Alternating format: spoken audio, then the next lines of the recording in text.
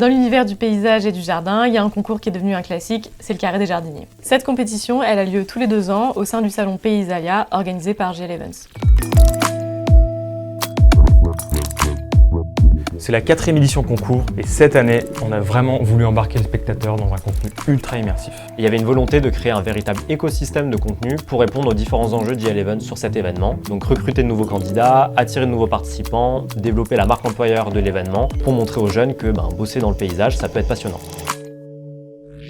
Pendant le tournage, on se met en mode embarqué, c'est-à-dire qu'on équipe les finalistes de micro-cravates et on les lâche pas du début jusqu'à la fin de la compétition. En interview, on rebondit sur les temps forts de l'événement, on parle au présent pour vraiment être ancré dans le récit. Le résultat, c'est une web-série de 3 épisodes avec du stress, plein de rebondissements, beaucoup d'émotions. C'est un peu comme un épisode de Top Chef, quoi.